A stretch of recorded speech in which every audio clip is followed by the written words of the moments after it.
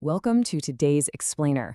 We're diving straight into a fascinating Supreme Court decision today, and I gotta tell you, it reads almost like a legal thriller. We're looking at GR No 219300.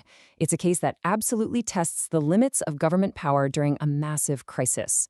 We're going to explore that intense tension between necessary, immediate emergency action and the incredibly strict boundaries of anti-graft laws. Okay, let's dive right into this by asking a really core question. When exactly does a local government's emergency solution cross the line and become a criminal act? It's a profound question, right? Imagine you're leading a province and it's on the absolute brink of total collapse. You take decisive action to save your people, but the law? The law looks at your actions and calls it corruption. Today, we're going to ponder that incredibly thin, sometimes blurry line between saving a province and committing graft. Section 1. The Perfect Storm.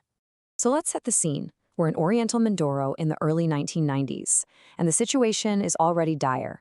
To really grasp what's going on, listen to this testimony from Manola Brotenel. He was the head of the local transportation and communication cluster at the time. He said, since there was shipping monopoly, the sea transport service was at its worst. The fares were high, the schedule of trip was dismal. You see, before any natural disaster even struck, Oriental Mindoro was essentially suffocating economically. Two shipping companies, run by interlocking directors, had a complete stranglehold on the sea routes. They formed a cartel. Service was terrible, fares were completely exorbitant, and the locals were effectively trapped by this crippling monopoly. And then nature unleashed its fury. In a single month, December 1993, 3 massive typhoons battered the province back to back. Let's look at the timeline. On December 6th, Typhoon Manang hits. The devastation is so bad, the president declares a state of calamity the very next day. But it doesn't stop there. Just 3 days later, on December 10th, Typhoon Nanning strikes. And then, right after Christmas, on December 27th, Typhoon Poring comes in and wipes out the remaining bridges. This rapid succession of storms completely isolated the southern areas of the province. You literally could not reach them by land anymore. Suddenly, breaking that shipping cartel and getting sea transport up and running, well, it wasn't just about economics anymore. It was an absolute matter of survival. Section 2. The controversial loan. With their backs completely against the wall, local officials had to take some pretty drastic actions to solve this catastrophic transportation emergency. The provincial government actually decided to lend out a highly controversial sum of money, 2.5 million pesos, and they lent this to a private ship owner named Alfredo Atienza. Now, Atienza had a vessel, the MV Ace, but it was just sitting in dry dock, needing repairs. The government calculated that if they could fund his repairs, they could introduce a brand new competitor to the waters. This would instantly break the monopoly and restore a critical lifeline to those completely isolated towns. Let's move to and see how this builds, because the mechanics here are wild. The provincial budget was totally exhausted from the typhoons. They had zero money left. So step 1, the province actually takes out a loan from the Land Bank of the Philippines using their own time deposits as security. Step 2, the local legislative council, the Sangguniang Panlalawigan, steps in and authorizes the release of these funds. And finally, step 3, that 2.5 million pesos is loaned to Atienza for his ship repairs. Just think about how desperate a situation has to be for an exhausted provincial government to literally borrow money from a bank just so they can turn around and lend it to a private citizen. Section 3. Guilty of graft.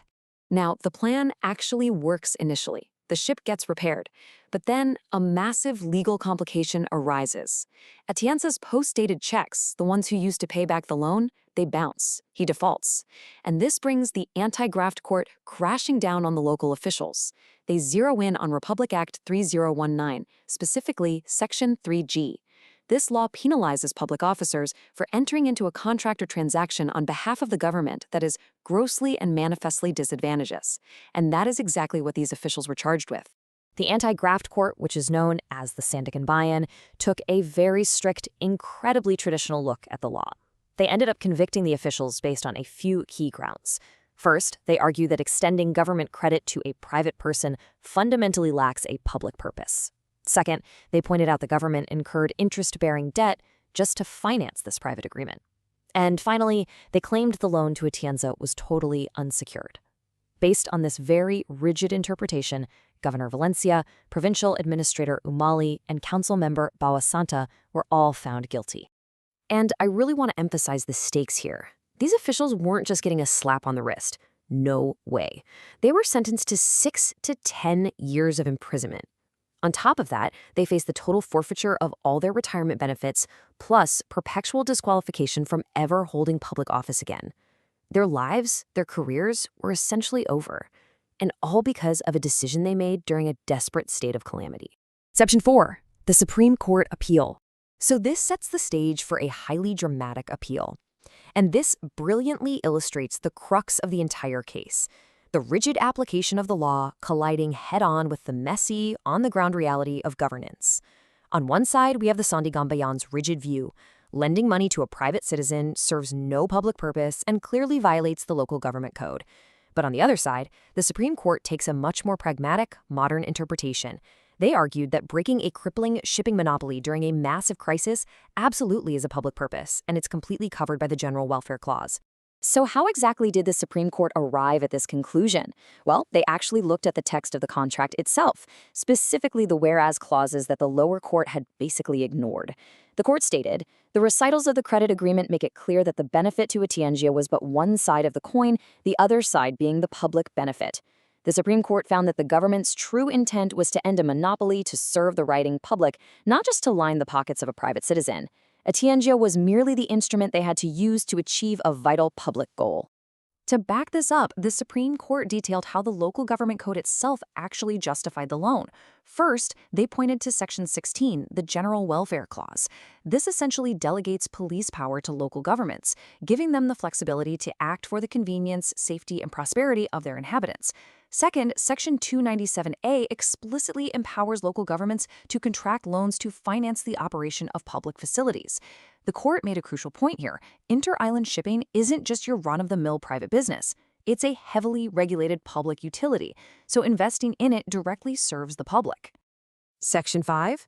Redefining public purpose. This brings us to the final resolution, where the Supreme Court completely dismantles the claim that the contract was a crime.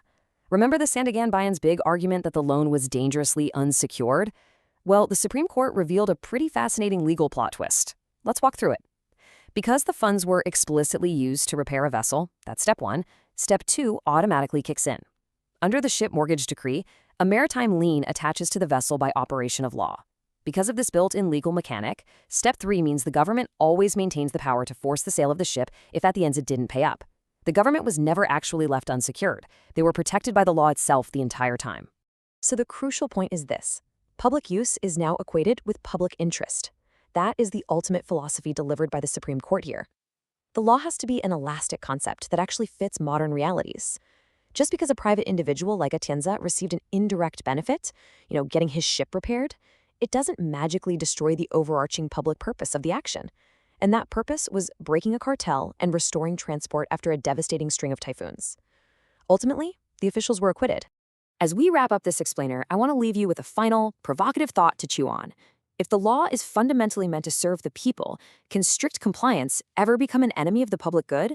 It's a fascinating legal and moral puzzle, asking us to reflect on that delicate balance between enforcing anti-graft laws and actually empowering our leaders with the flexibility they need for emergency crisis management. Thank you so much for joining me to explore this case, and keep seeking to understand the why behind the rules that govern us all.